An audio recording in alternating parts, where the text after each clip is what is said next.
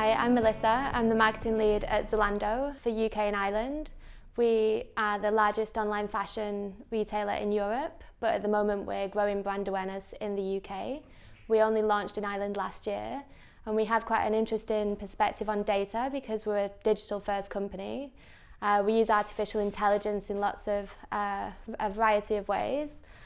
We make really personalised recommendations to the users, which is one of our USPs, and really interesting as a user to see like lots of things that you might like to make the user experience more simple. One thing that I need advice with at the moment is getting new customers is quite easy, but then getting them to come back is quite a challenge.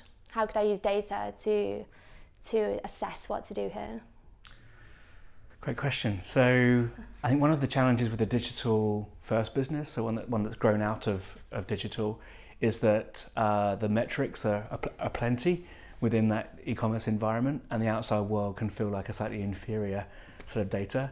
And I think one of the ways in which we help businesses is to understand context and how audiences, prospective customers, see a brand and its offer in the wider context.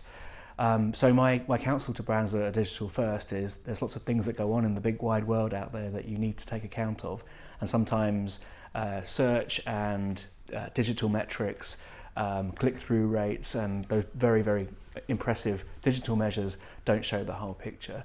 So it can be quite challenging to find out what you don't know about the outside world. Does that ring true to you? Yeah, I'd say so. So at the moment we run our paid search in-house on like an ROI basis. So if something's performing, that's really good because we can spend more and like reach more customers. But yeah, sometimes it would be just because something's performing well, we might not know why, or what's going on in the outside world. For example, it might not consider what our competitors are doing, for example. Right, exactly. So you mentioned your 6 years? So we've been in the UK for 6 years, but in the last 1 year, we've like doubled our share of voice and brand awareness, which is great. And in Ireland, we only launched last June, but we're doing really well there, so it's quite exciting. Okay, great. So obviously the UK is quite a complex market. Very complex, yeah. Lots of different competitors. So great to be increasing awareness. Obviously you can do that through earned, paid and search. I think the next step on that journey for brands is consideration. And from what I understand of the brand, you stock thousands of different brands? Yeah, we've got over 2,000 brands, we've got over 2,000 sustainable SKUs, and we're really hoping to grow that at the moment. We've committed to being carbon neutral from now on.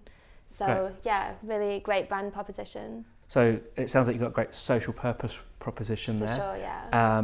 A brand that people are trying to work out what it does for them. So I think the next step on the journey from awareness to consideration, awareness, understanding, consideration to purchase, and then coming back for more, is to work out what you stand for different groups of people.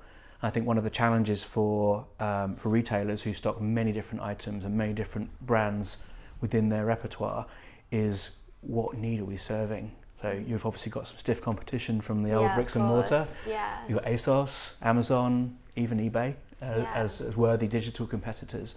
So how do you feel, first of all, how do you think your brand differentiates itself from those competitors right now? And what are you doing to create a lead position in one of those niche states or segments? Yeah, absolutely. So I think I can answer this on two parts.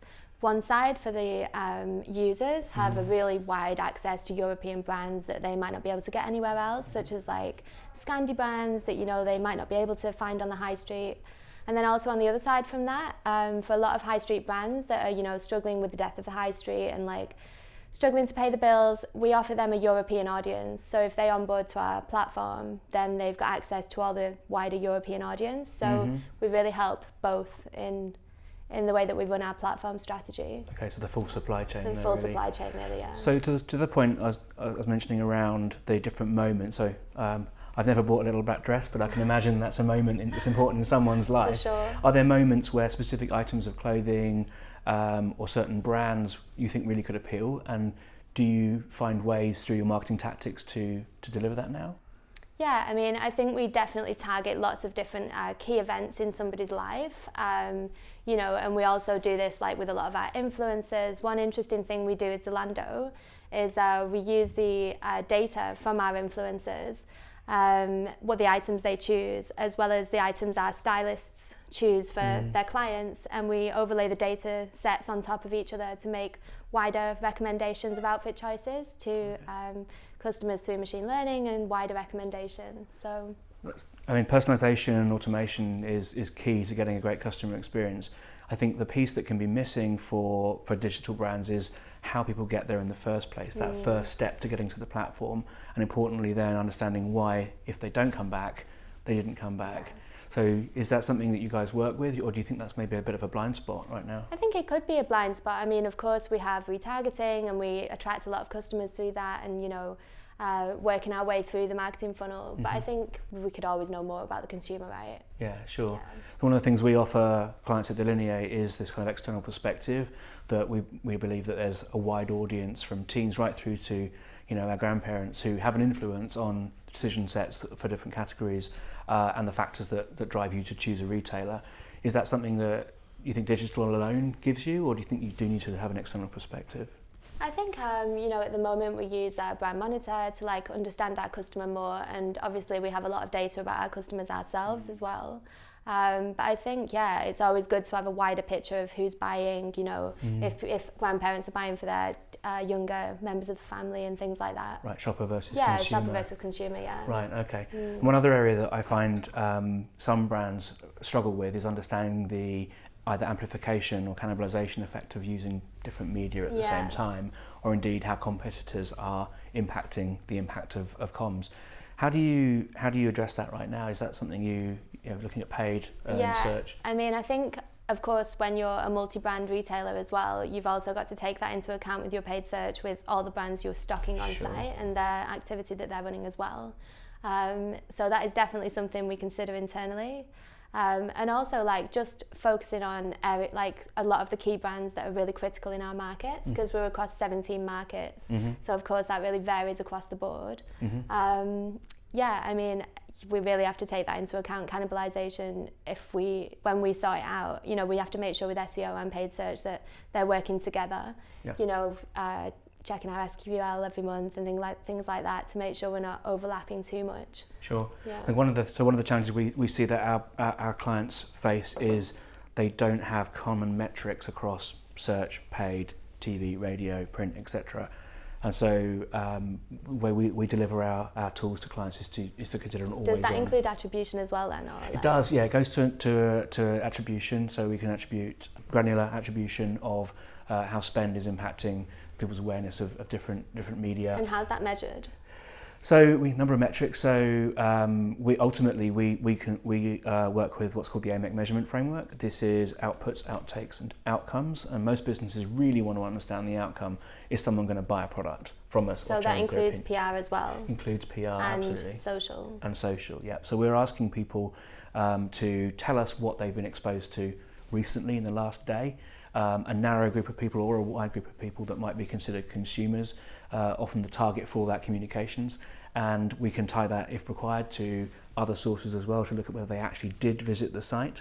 So we can look at pixeling and other approaches to tying that back. I don't know if you have a lot of fashion clients, but do you generally see trends from different age groups, like if people saw it online or on press, things like that?